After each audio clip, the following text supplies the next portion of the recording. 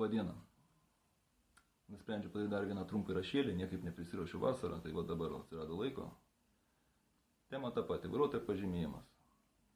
Vat, kad užbaigtą temą, savo tuo metu neprisiruošiau niekaip, tai va dabar atsirado laiko, tai užbaigsim šitą klausimą.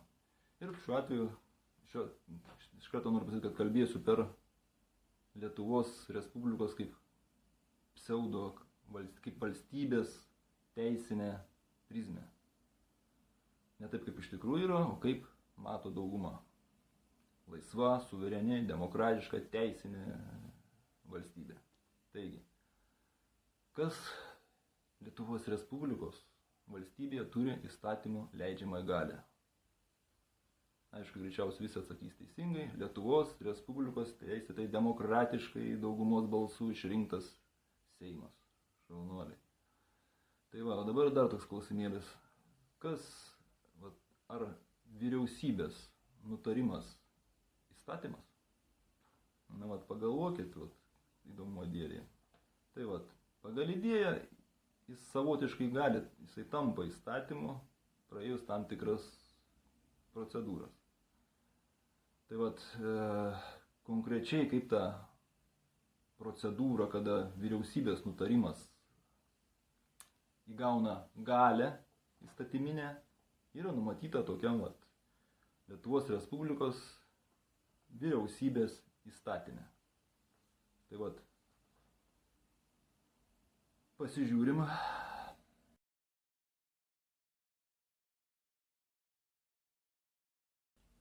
Mums šiuo atveju aktualūs yra, atmetus ten visus, galima paskaityti, jie ten aišku, teisėtumas, konstitucija pas juos ten kaip visada viskas. Labai gražiai tas papiliuojimas toks, bet mums konkrečiai įdomus 41 straipsnis. Tai va, žiūrim 41 straipsnį.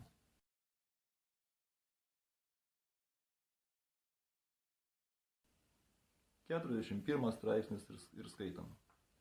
Vyriausybės nutarimai priimami vyriausybės posėdžiuose visų vyriausybės narių balsų dauguma. Šaunuoliai. Antras straipsnis. Antras reiškia 41 straipsnio antra dalis. Vyriausybės nutarimus pasirašo ministras pirmininkas ir atitinkamos valdymo srities ministras. Nu ir ten toliau galit paskaityti. Šiaip šiuo atveju man neaktualu, kas ten toliau. Esmė yra kas? 41 straipsnis, antra dalis. Vyriausybės nutarimus pasirašo ministras pirmininkas ir atitinkamos valdymo srities ministras.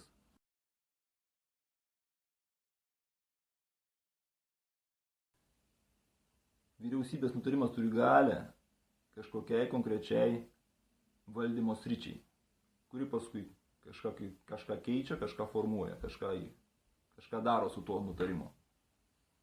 Tai va, dabar kai einam prie mano temos, prie vairuotojo pažymėjimo. Tai va, susijęs su šito, reiškia, dokumentu yra susijęs kitas dokumentas,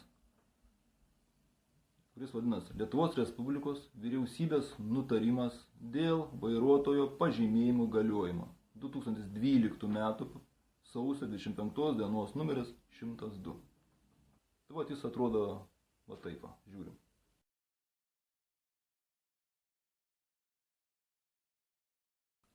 Nu va, pažiūrėjote, ne?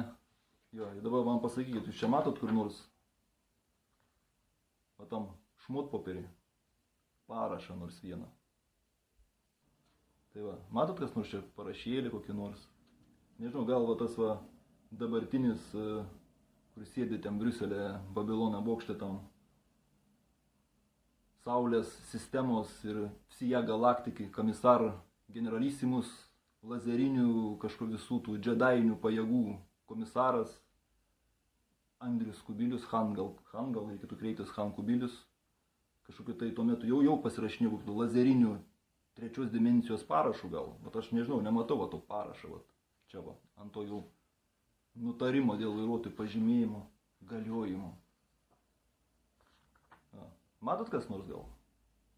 Nu, jeigu matot, gal man nukreipkit mano dėmesį, ar čia reikėtų gal į Saulę pažiūrėti kaip nors čia gal, ar dar. Tai va, ką aš noriu pasakyti.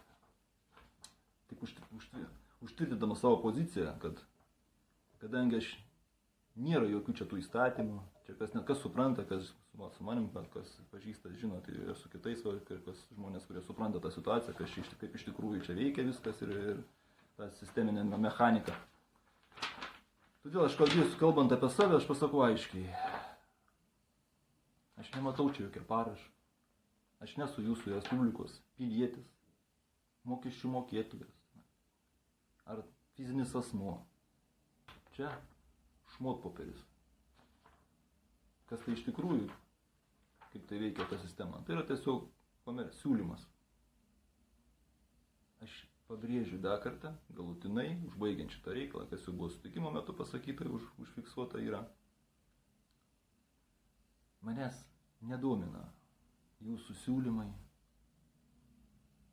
kaip ir nedomina jūsų plasmasgaliukai, beverčiai. Aš turiu tarptautinę teisę, konvenciją atitinkantį dokumentą su parašais, su spaudais. Ir pabrėžiu dar kartą, galutinai, aš savo pasilieku Dievo man duotą teisę judėti laisvai šitoj žemėje, naudojant automobilį, autos ir mobilus, judantis savaime. Tai judėjimo priemonė. O tam, kad užsiimt komerciją, aš turiu vairuotoją permis de conduire, kuris verčiasi, kurio prasmė yra leidimas veikti. Apie ką turiu minty, reiškia, čia leidimas veikti, tai reiškia, naudojant transporto priemonę komerciniais tikslais, transporto priemonę, transportuoti kažką tai iš taško A į tašką B. Ar tai krovinius, ar tai keleivius.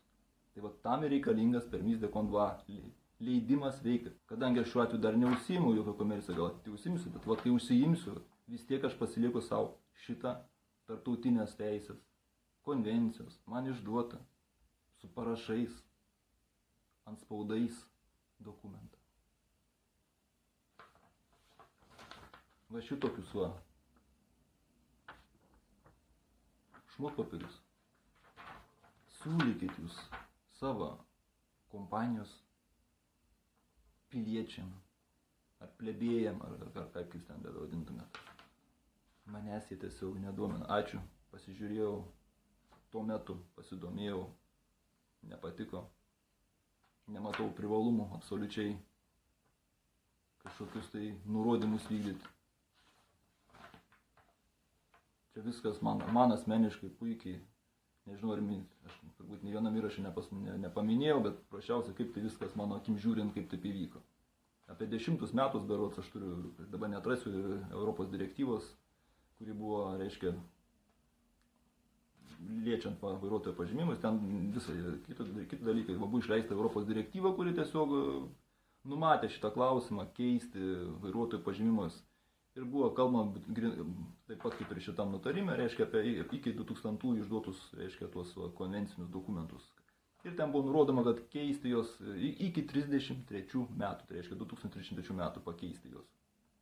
Man asmeniškai viskas aišku, tie veikėjai, lazerinių pajėgų, džedainių, šviesiųjų, dabartinis tas galaktikos ir visų šviesių, gražiausių dalykų armados saugotojas, Han ir kiti visokie po juo einantis mažiukai. Greičiausiai nusprendė, kad nada bablos trugati, kaip sakant, ko čia laukti iki 33 metų. Įsivaizduojat, iki 33 metų savaime būtų pusė žmonių jau greičiausiai dėl senatinių kažkokių, tai jau niekas nebebūtų naudojasi tais dokumentais, tiesiog nebereikėtų. Ten paliktų ką ten, gerai, grubiai imkim 100 000, kaip dabar po 40 eurų. Kas čia, pinigai? 100 000, 40 eurų, po 40 eurų. O tuo metu buvo, 10 metais, nepamenu aš statistikos, bet daug buvo, man atrodo, virš 500 000 berods. Tokių žmonių, kurie dar turėjo ir naudojasi šitais tokiais konvencijos ir pagal konvencijos tipą išduotais dokumentais. Tai tai skaičiuokit, jeigu tuo metu dar litas buvo, aš dabar nepamenu kiek litas, kiek buvo teisių keitimas, nes aš sakau, vieną sykį tik turėjau tas dokumentą. Bet gražiai gerai imkim po mažiausia ten 30 litų užkeitimo. Skaičiuokit, nuo 500 kiek sumelė kokia susidaro. Kažkas galėjo pasidaryti, pasidėti savo. Tiesiog va, išleidau tokį va šmot popierį. Ir visi, kaip sakant, susirikiavo eilutę patys atiduoti savo dokumentus ir pasimti tuos korporacinius plasmasgalius. O šiai dienai, ką man reikalingi šitą plasmasinę? Kad aš tam UABui jūsų dabartiniam, kuris jau visiškai yra UAB regitra, kad ką aš mokėčiau kažkokius 40 eurų už ką? Kad jis man išduotų tą bevertį plasmasgalį, iš kuris, ką jis man duoda, jis šiuo atveju ypatingai. Kurį neaišku, kas išduoda, kas atsakingas už šitą dokumentą. Kam jis man? Tuo labiau, kad aš dar kartą pabrėžiu, galbūt akcentuoju, aš nesu jūsų Lietuvos Respublikos korporacijos pilietis, mokesčių mokėtojas, nuosavybė galų gale. Ir man nedomina jūsų pasiūlymai. Aš turiu konvencinį dokumentą su parašais, su antspaudais ir kuris galioja man. Iki tol, kol aš pats nenuspręsiu, arba kai kol manęs neliks šitam. Kaip sakant, kai ateis laiks įsiregistruoti čia, o tada jis ir nustos galioti. Tai va. Na, o pabaigai turbūt reikėtų gal pasakyti taip. Tam, kad valdyti kolonijinę Bananastano vietinis čiabuvis, teisė nereikalinga. Tai reikia turėti pakankamai tualetinę popierio ruloną, kad spausdinti va tokius va popiergaliukus ir to pakanka. Ačiū už dėmesį.